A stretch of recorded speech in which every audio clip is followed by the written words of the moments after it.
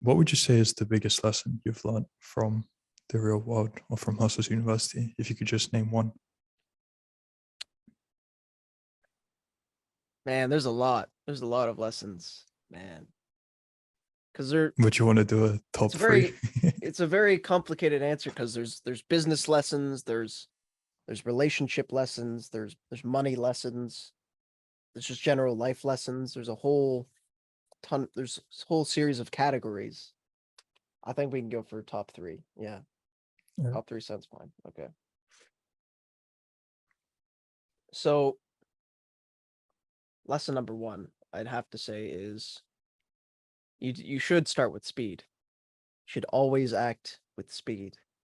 And this became the most apparent to me when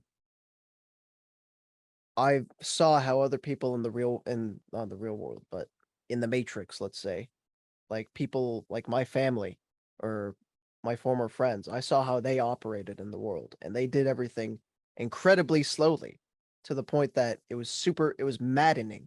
I don't know how they could live that way. It's like they're living life in slow motion. You know what I mean? So I couldn't understand why they did that when I started learning in the real world in Hustlers University because they'd wait so long to get something done that I could do in like 10 minutes.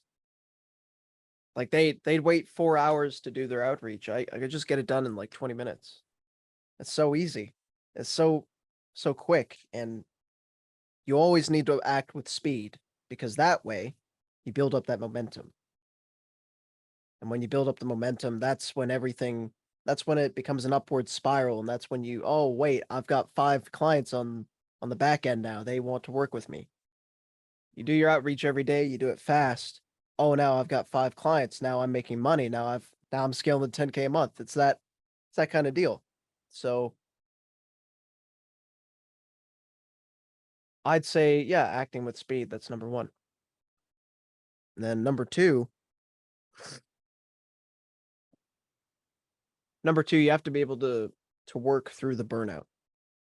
This was a big one because I wouldn't say that I've had a few phases of burnout, but I wouldn't say they've been like world ending for me.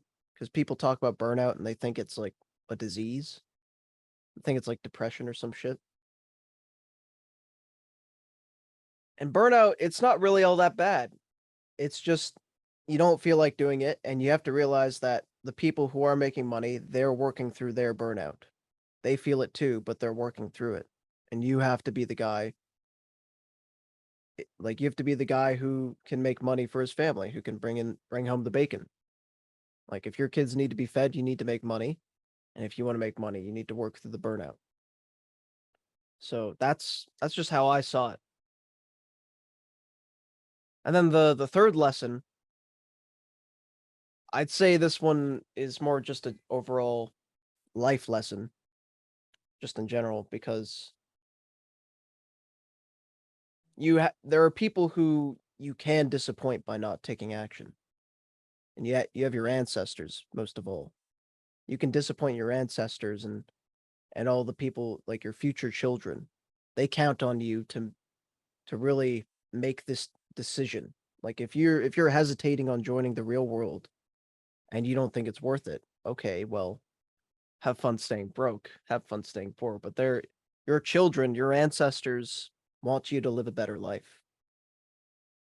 And if you worship God or whoever, your God wants you to live a better life and they want you to take action. They want you to move forward towards the best possible direction. And the only way you're going to do that is by joining the real world, personally. So